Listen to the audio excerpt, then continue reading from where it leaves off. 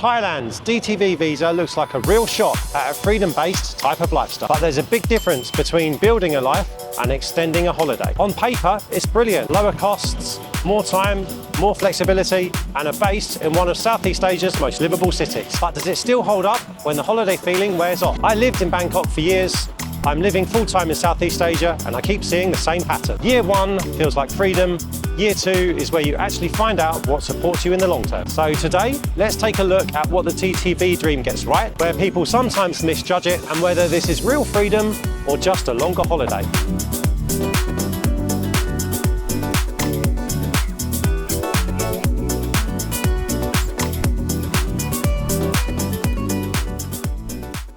Okay, so just a quick heads up. This is my own personal take and an opinion piece. So always double check anything with regards to your own situation, with regards to the topics of the video today. And I'm filming here today at True Digital Park in Bangkok.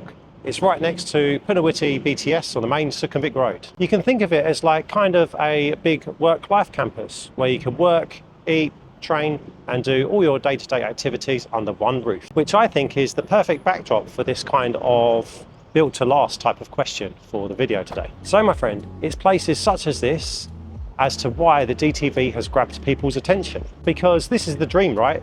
You're in Bangkok, it doesn't feel chaotic. It feels kind of, I would say, designed. Fast internet, clean spaces, people working, people building stuff. You basically have everything here. Work, eat, gym, even events and workshops. It's that one event, all possibilities vibe. Now layer the visa on top. The DTV, it's live. It's 5 years, it's multiple entry, and you get up to 180 days per entry, and it's extendable once per stay. So suddenly, it's not the usual 30-day energy scramble, it's breathing room. And honestly, that breathing room is the real psychological upgrade, because you may find yourself not constantly thinking about entry stamps, exits, re-entries. You can actually do normal life here. Think maybe a gym workout in the morning, followed by a coffee and a proper work block, BTS down the road, maybe dinner at RE, home early, and then off to bed. For me, when I live that type of routine, it starts to feel like a calmer type of lifestyle. But here's the thing, the first phase is almost a relief. You land, you set up your life, and it's just maybe easier than you expected. You've got Grab Taxi, you've got the BTS, and you've got good food everywhere. And you can work from places like this that feel modern and frictionless. And because Bangkok is so stimulating and offers such a high quality of living for the price that you pay, your brain could have a tendency to think, I've made it, this is it. And you start doing your little routines and you find your regular coffee spots, and you might find yourself starting to eat better here because it's convenient and easy to do so. And you may find yourself getting steps in without even trying because you find yourself walking through malls, stations and beautiful places like this. And depending on your area, on Nut, Ari, Prompong, you can shape your lifestyle here pretty quickly. And look, that lift is real and I'm not denying it, but relief isn't the same as reinvention. Relief, it can feel like growth, but sometimes it may be the absence of a suitable and good level of personal challenge and growth. So the question becomes, my friend, when you start to feel like your lifestyle is normalized here and you have some sort of routine, what could you consider to start building or continue to build?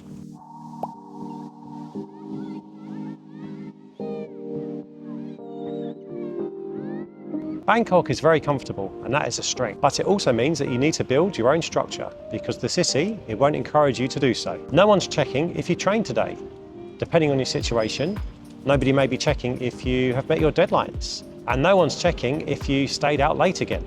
And that, my friend, is where people can misjudge what freedom feels like over time. It starts small. You think, it's okay, I'll do the work after lunch. And then lunch becomes coffee. And then you'll think, it's okay, I'll just take a walk around for a little bit. And suddenly your day is gone, but it still felt nice. And that's the thing with the city. Bangkok, it makes everything very accessible. So if you're the type of person who can build a rhythm, think gym, work block, consistent sleep pattern, and weekends that actually reset, then the city can be an incredible place to live. But from what I've seen from my previous experience, if you don't build any type of rhythm at all, then what I believe is that the days can start to blend into this kind of constant pleasant limbo, where everything feels pleasantly nice, but nothing's really moving forward. This place can absolutely support real freedom. but only if you build your own structure.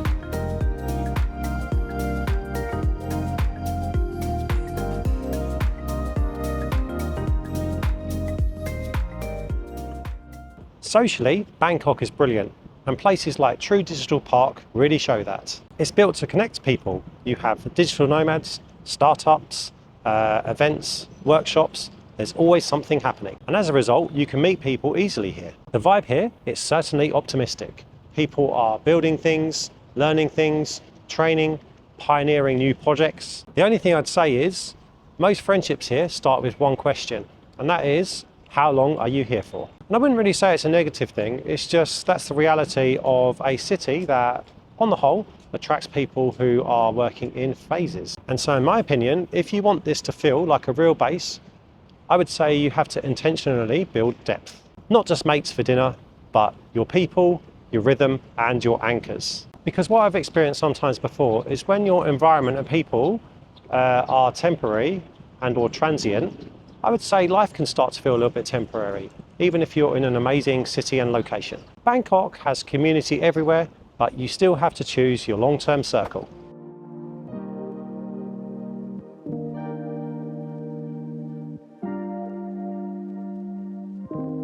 Okay, so right behind me here we have the Skywalk. This is a good place to come for a walk, to get a run if you want to use the track for that type of purposes. I wanted to show you it just so you can see another side of the lifestyle here at True Digital Park. Today there's actually an event going on, so I wasn't able to actually gain access to the track. Did try my luck, just asked if I could go on 5 minutes to show you, but it wasn't possible. But hey, at least you notice here, if you do come to True Digital Park, you can use this space to get some exercise and to get some fresh air in a nice shaded environment. The DTV visa may potentially help to solve a logistical issue, that constant feeling of a short stay feeling, but it doesn't automatically solve the money side of things. Bangkok, it can feel cheaper, but the real winner isn't cheap, it's margin. Having a decent sized buffer, having a variety of options available, and the DTV visa, to be eligible, you do need to qualify properly. There is the visa fee and also the financial proof expectations that people talk about. And in general, you do want to come here with a reasonable amount of breathing room anyway, because you do need to look at both sides of the coin, my friends. What happens if your financial income dips for whatever reason? And in my opinion, that's when you find out whether freedom actually is calm or whether it turns into pressure. And I always come back to this. Freedom without margin is just pressure in better weather. If you've got buffer, Bangkok feels like a lifestyle upgrade, not a constant mental calculation.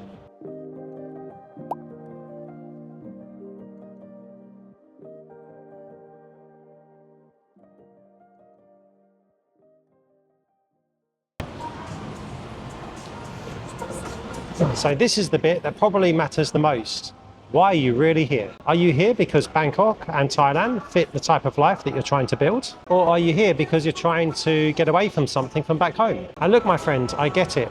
Most people have honestly felt like that at some stage in their life. But Bangkok is like an amplifier. In my opinion, if you bring ambition, it amplifies it. If you bring health and routine, it supports it. If you bring curiosity, the city, it will feed it. And that's why filming today here matters, because this place is literally built to spark work, learning, connection, fitness, and many other important aspects of life and lifestyle. And it's all built around momentum. So the visa, it can give you time, but your intent decides what that time becomes. And if you're honest about what you want, Bangkok and Thailand can become an amazing place to live, not just an amazing escape.